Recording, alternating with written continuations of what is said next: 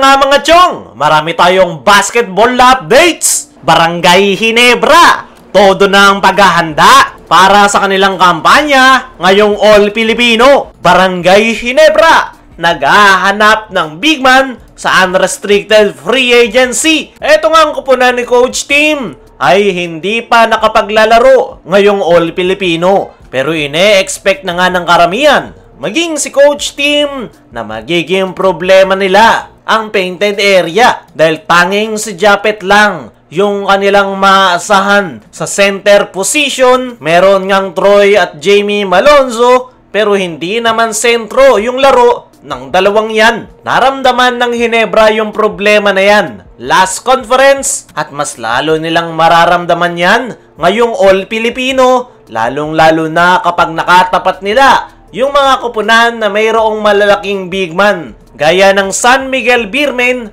na may Junmar Fajardo at iba pa. Kaya naman, naghahanap na nga ngayon ang Barangay Ginebra ng big man na po pwedeng makuha sa unrestricted free agency. Netong mga nakaraan ay napabalitang gustong maging teammate ni Vic Manuel si Japet Aguilar sa Barangay Ginebra. At sa tingin ko, isa sa magandang option ng Barangay Ginebra sa free agent list ay itong si Vic Manuel. Undersized man ito, para sa kanyang position ay malaki pa rin yung kanyang maitutulong kay Japet Aguilar. Pwede silang magsabay at the same time, pwedeng magsentro si Vic Manuel habang nagpapahinga si Japet Aguilar. At kakayanin ni Vic Manuel na makipagbalyahan sa ilalim dahil sa lakas ng kanyang upper body. Kaya naman, pwede itong kuhanin ng Ginebra sa free agency. Pero bukod kay Vic Manuel, ay naghahanap ang Barangay Ginebra ng big man na talagang makakatulong sa kanila ng mas mahabang panahon.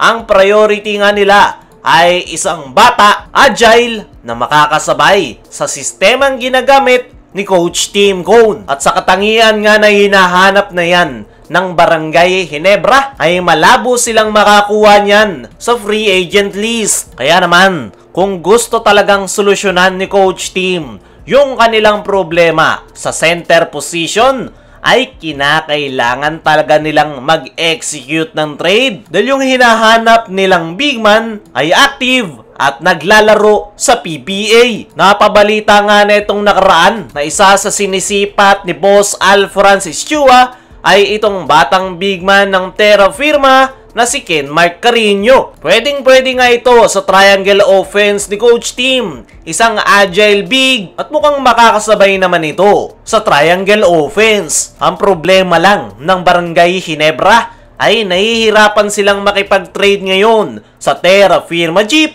dahil nalalapit na ngang ibenta yung prangkisa ng nasabing kupunan sa Star Horse Shipping Line. At yan nga yung dahilan kung bakit nahihirapan si Boss Al na kuhanin etong si Ken Mark Carino sa Terra Firma. Para sa akin mga chong, kung hindi na makikipag-trade ang Barangay Ginebra, ay meron naman silang mga big man na po pwedeng makatulong kay Japet.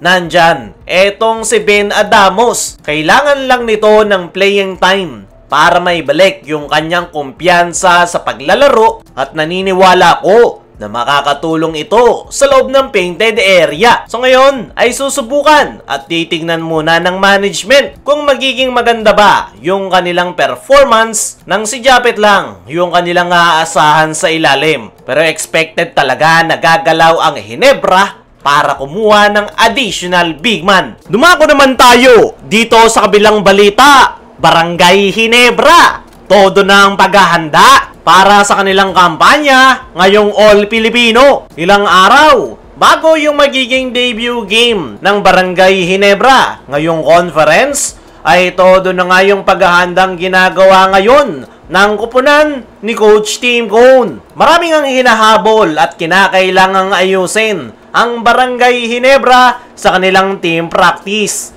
Pero ang magandang balita ay kompleto nga yung kanilang mga players at masaya si Coach Team sa kanyang nakikita sa kanyang kupunan dahil maganda yung itinatakbo ng kanilang team practice. Ayon nga sa ating mga trusted source, ay walang practice ngayong araw ang Barangay Ginebra dahil holiday season at the same time gusto ni Coach Tim na bigyan ng rest day yung kanyang mga players dahil mas magiging matindi yung kanilang preparation sa mga susunod na mga araw.